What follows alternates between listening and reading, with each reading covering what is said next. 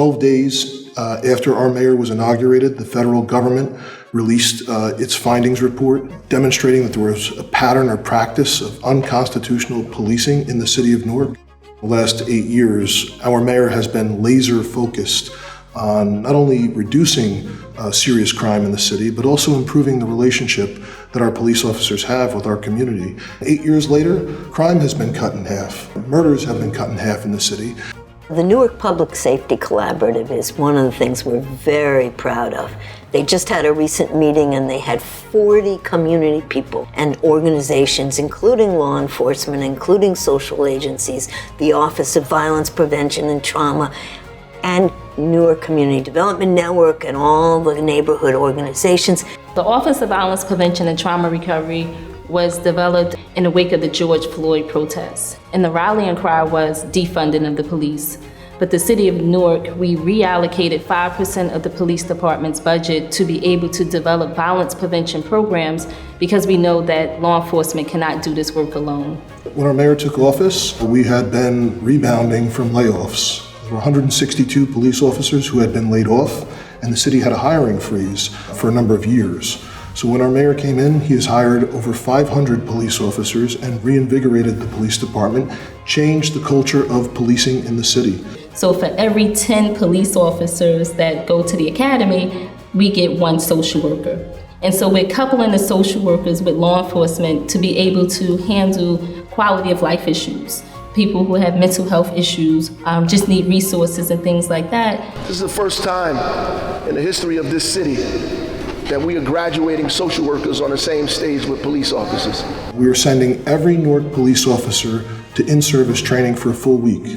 They're learning about implicit bias, stop, search, and arrest practices, community engagement, community policing, and also response to a person's resistance in the street. We actually created a full-time position in our community outreach unit where we have a detective who is openly gay, who is the LGBTQ community liaison.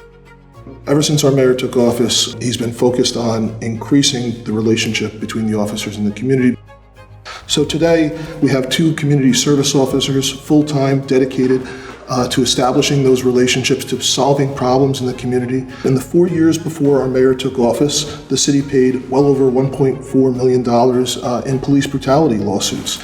And that's been reduced by 94%. And what's true in the city of Newark today is the last 3 years have seen the lowest annual murders that have happened in our city. There's been this idea since George Floyd was murdered that we need to defund the police, that police are depolicing, that you can't have it both ways. We're proving that you can do both. You can have police officers that are compassionate, that police constitutionally, that are respectful, and that also are capable of reducing crime significantly.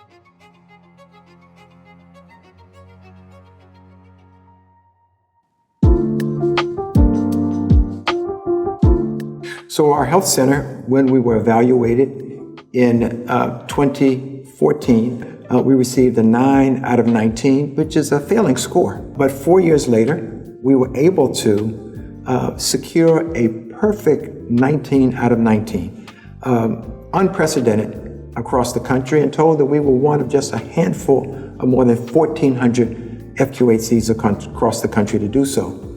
We then again had a second evaluation in 2021 in the middle of the pandemic, and again received a perfect score.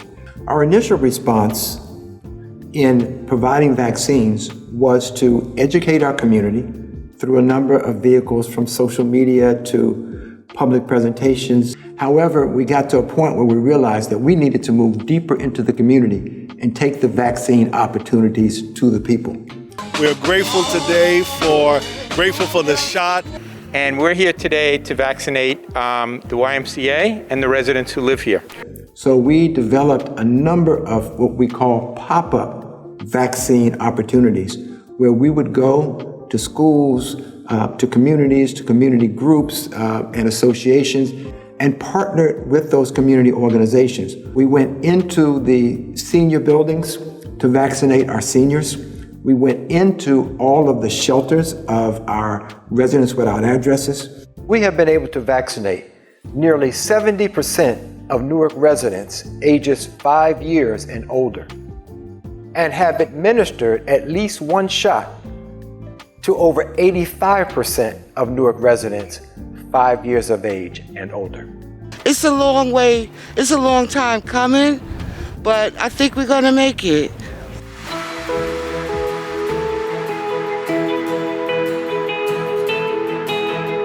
I was an educator for over 20 years in the city of Newark. I think that the people have the right to control the institutions in their community. Education being one of the major institutions in the city, and the residents and families of the city whose children go to these schools should have a right to determine who's their superintendent, who sits on their school board, the curriculum, contracts. Many people were very interested in wondering about what the new chapter of education would look like. Well, we're actually writing a completely new book. NPS Clarity 2020 converged to the next decade, 2020-30 strategic plan. So I thought it was incredibly important after 20 years of state control with no real progress that the city should have an opportunity to try for themselves. So not only do we have a fully elected 9-member board committed towards establishing policies and the selection of the superintendent, we are very confident that our return to any type of state operation is long in our past. Well, I think it's important that, one, that folks in the community are already educated, because you can't participate in democracy if you're not really educated. If you do not know what's happening in the community, you don't know civics or civil government or what's going on. You need to be educated, and you need to be clear on the issues so you can protect yourself and protect your families from things that are going on. So the Newark City of Learning Collaborative was a vision of the mayor as he looked into 2020, the importance of Newark being a college-going town, but it not being realized by any of the residents in Newark. The responsibility of the high schools is to provide college readiness. The responsibility of the colleges is to make sure that the students actually complete college. So our job is to expose students to all of the possibilities. Well, we are really proud of Rutgers Newark's attempt to really embrace Newark students. They are amazing students. Since 2013, we've doubled the amount of Newark residents at Rutgers Newark, and in programs like our Honors Living Learning community, where 50% of the 480 students so far are from Newark. And when I came to Newark to start working at NJIT, I met Principal Ras Baraka. Ras at the time, our now mayor, was the principal of Central High School. We met, chatted, started talking about how do we get more students from Central High to NJIT. So that was the inspiration. That is literally about 20 plus years ago. And then the mayor said one day, it's time we double the enrollment from the city of Newark at NJIT. That was the history and the inspiration. It's been Mayor Ras Baraka. So we're beginning to see the doubling. It took us a little while to get it all figured out. I'm proud of the Mayor Scholars Program because pretty soon you're going to meet one of the participants. I believe the reason I went to see is because I wanted to do startups eventually. I wanted to make some apps.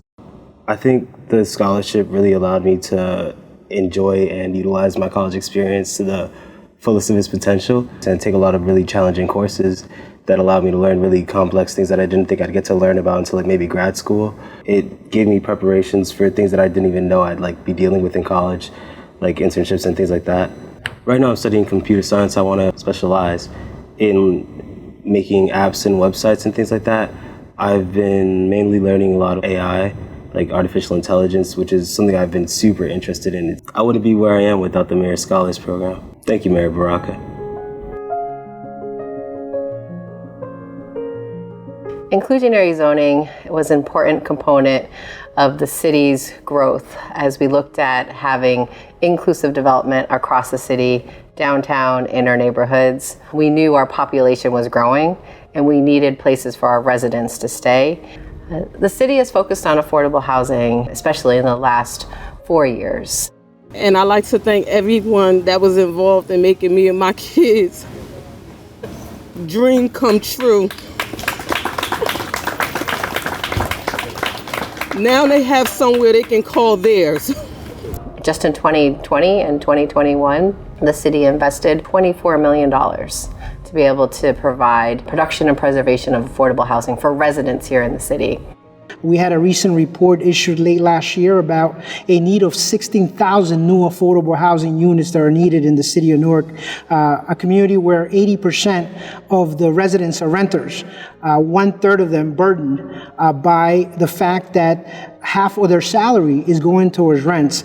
We are looking to not only build a new affordable housing that's desperately needed in the city and in the neighborhood, but also bring in a commercial component in the form of 6 movie studios in a portion of the existing complex. We have built 545 new affordable units throughout the community. In addition to that, we have extended over 600 project-based vouchers to private developers. So the total is actually over 1,100 new units created over the last 8 years. The Newark Housing Authority currently has 535 units that are either under construction or in the drawing board. Out of that 534 units, we have 100 homes for sale to first-time home buyers. We want to make sure that first-time home buyers have access to affordable for-sale units, not only renting units, but they can purchase a home for the first time and build long-term wealth in the form of equity. Seeing how the Seth Boyd neighborhood was suffering as a result of the existing 15 acres of land that remained vacant, he was able to work with the Housing Authority in extending a loan so that we can accelerate the demolition of Seth Boyd. 78% of the residents here needed assistance during COVID. We worked day in, day out to have 4 rounds of emergency rental assistance. Over the last 2 years, we provided almost $25 million of assistance to the families that rent here in our city. We wanted to help families remain in their home. Our population grew last year. We're now over 300,000 people, and we remain the largest city in the state of New Jersey. That is an incredible thing to happen during a pandemic. Well, most of the cities across the country have record housing insecurity because of the astronomical cost of living. Under Mayor Baraka's leadership, we have done a lot of work to address housing insecurity for our residents without addresses. We first started with creating one of our first transitional housing centers called the Newark Hope Village. With our Newark Hope Village, we partnered with many service providers in our community to develop a very low barrier shelter. We have a waiting list now of over 100 individuals, which is a good thing. And so these are individuals that are now looking to go into shelter and looking to change their lives and build independence. So we're working actually on building 3 additional sites this year. We've also worked with developers to establish housing projects for our residents without addresses. So again, this portion of the shelter, we're going to have a main entrance from Fearling Heights in here. This is going to be the daily drop-in room and activity center, as well as serve as the Code Blue area.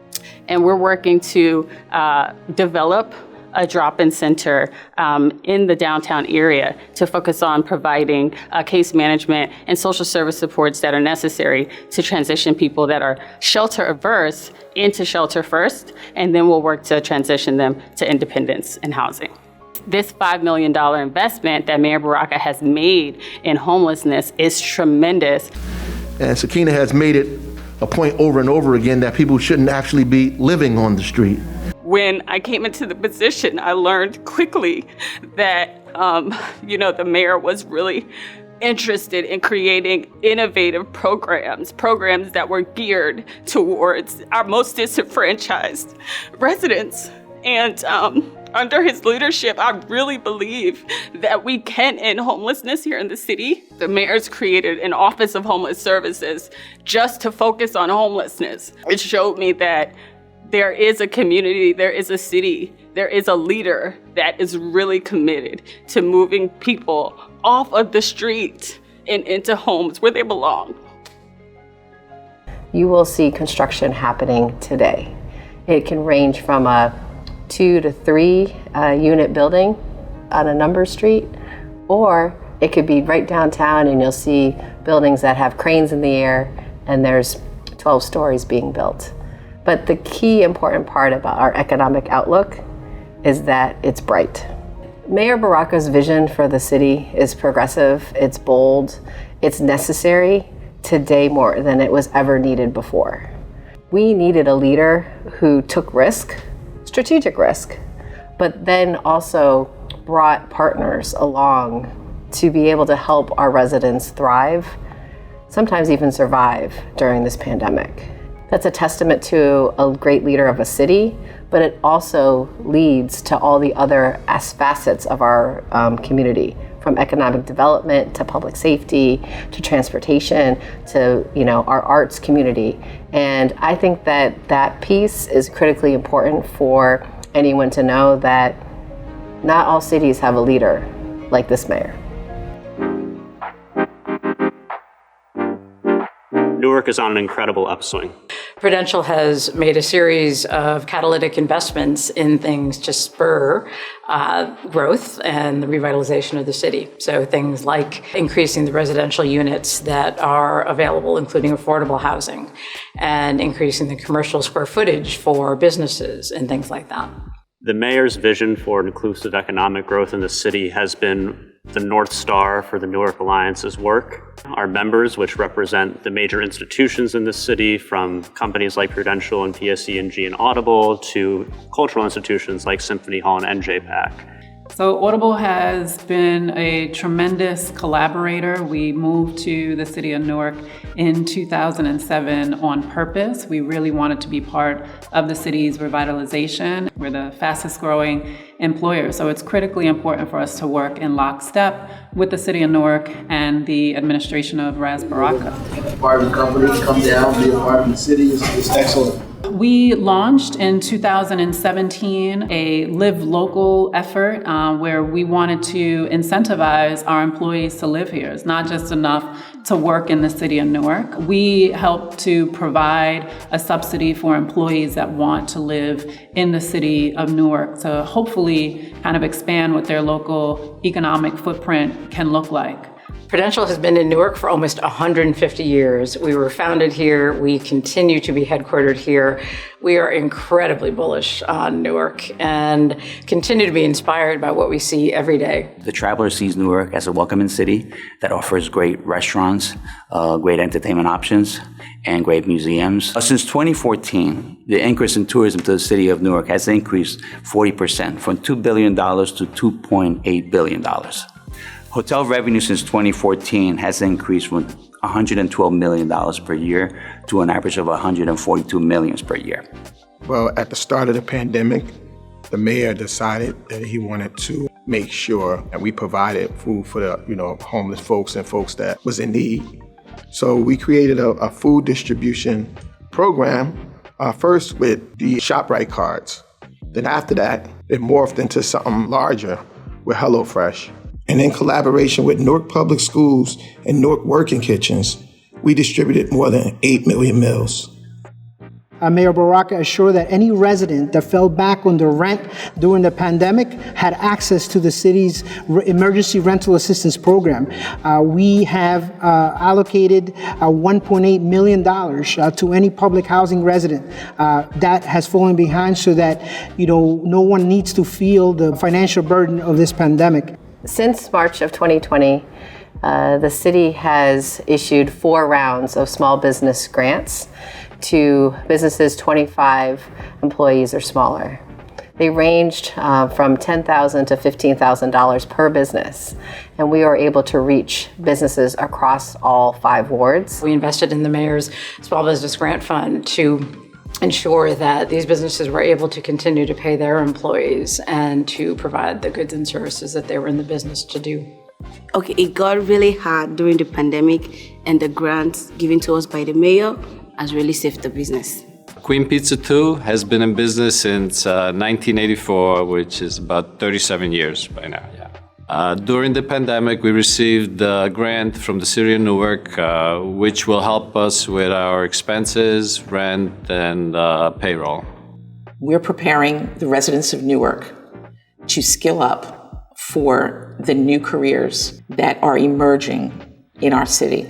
That includes in construction, in healthcare, in transportation and logistics, in technology, and in green energy.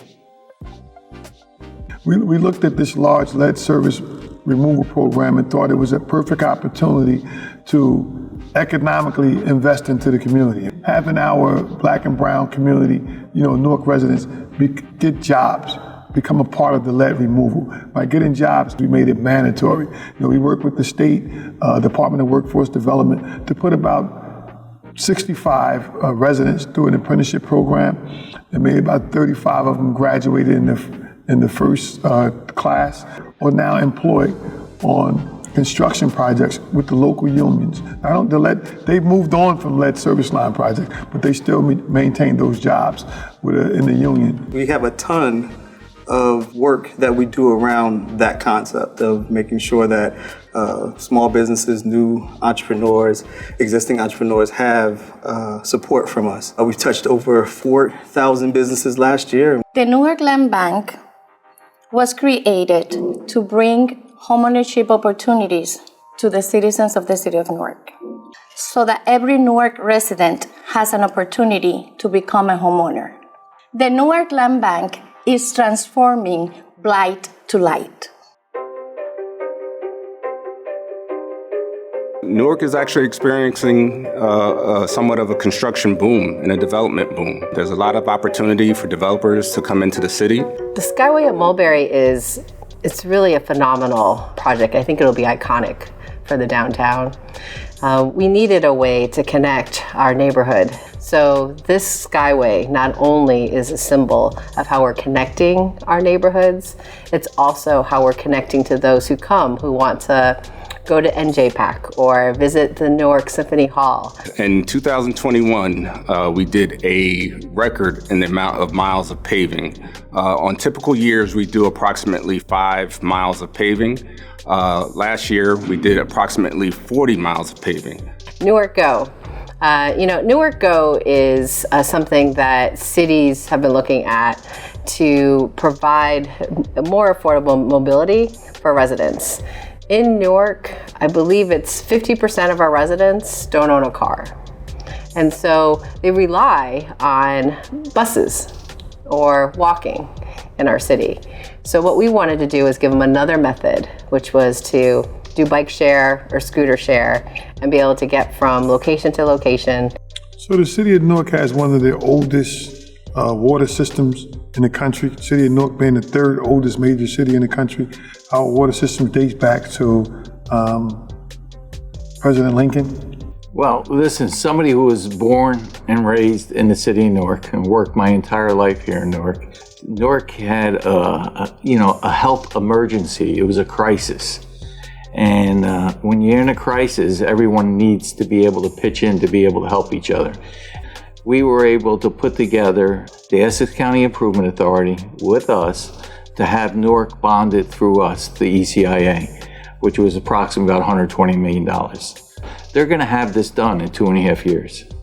I think it set the whole tone for New Jersey, that you could have a county government and you could have a municipality, especially the largest city in New Jersey, work together to resolve a problem. And the problem's resolved. We've invested over $230 million in the water system, from filtration upgrades in the treatment plant to new water mains, fire hydrants, to assessing over 210 miles of small diameter sewer, to reducing decades of flooding in certain parts of the town, and we continue to invest in upgrading the system. The city, after 25 years, had its first lead exceedance back in 2017, and we rolled out a 4-step approach. Immediately to reduce the exposure to lead in drinking water, we handed out 40,000 point-of-use filters. We put in a new orthophosphate system to reduce the effects of lead leaching from the lead pipe. And public education, one of the most important things was develop a program to remove lead service lines, the largest risk of lead leaching into water. We're not only getting calls from all around the country, we're getting calls from outside of the country, whether it's Canada, Germany, or Australia, about how we were able to pivot and create a robust, efficient, and effective lead service removal program in a timely manner. I got a call from someone at the EPA. It was an invitation to be a part of the Biden's administration announcement around the infrastructure bill passing and signing. And it was a highlight of just seeing the city of Newark being invited there to say how we've completed the program and showing that it can actually be done. There has been growth. A lot of people have relocated out of New York City coming to Newark or in the surrounding areas, but Newark has never seen a downturn. Even during the height of the pandemic, we were still growing, we were still doing construction, we were still working. Even when there were shutdowns, a lot of the contractors and developers were still pushing to get work done, and it's a great time to be in Newark. I think the residents ought to know that Mayor Baraka has been laser focused in ensuring that any dollars that we get in from the federal government or elsewhere, the state of New Jersey, or any other relief, has to get into the hands of the people who pay the taxes in this city. The baseball stadium demolition that occurred about a year ago helped us jumpstart new development on that site. The project will actually bring 4,200 residential units, 100,000 square feet of commercial and retail. A lot of the work that we've been doing in our recreational facilities is to ensure that we upgrade them. As you know, there's been a lot of work and attention that has been placed on repurposing our centers. The reentry program in the city of Newark started. He saw a need for the residents that were coming home. We didn't have a lot of programs that were funding them to re-enter into society.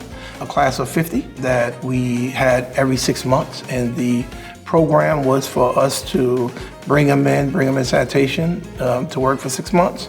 And after they worked for 6 months, during that period of time, they go to class, which we sent them to Essex County College so that they can get workforce training, and not just workforce training, job readiness programs, so that they can have careers after the 6 months.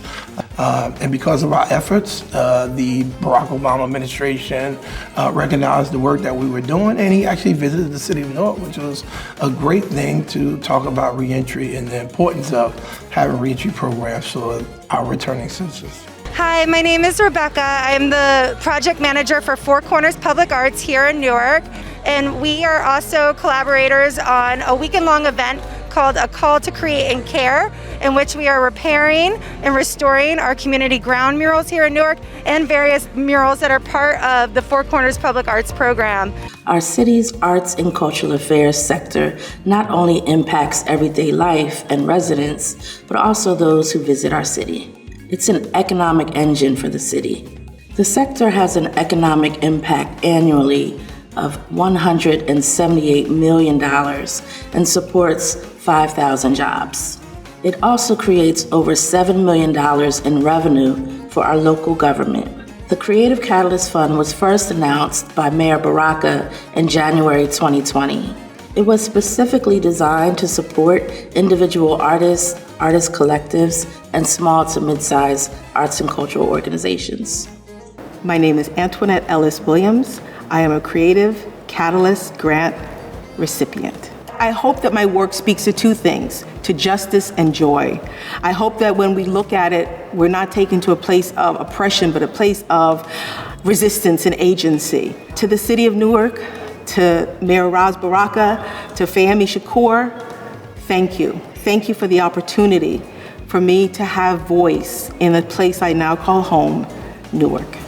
We supported numerous public art projects that included a new mural by local graffiti artist and artist collective Rorschach on Raymond Boulevard, a new mural at the Sharp James Recreation Center in partnership with Red Bull and Newark Arts, a new mural on Grafton Avenue at Al Munir Farms in partnership with the Grammy Museum and Prudential, community programming in partnership with Four Corners Public Art on Tree Place. We are transforming vacant spaces from blight to light.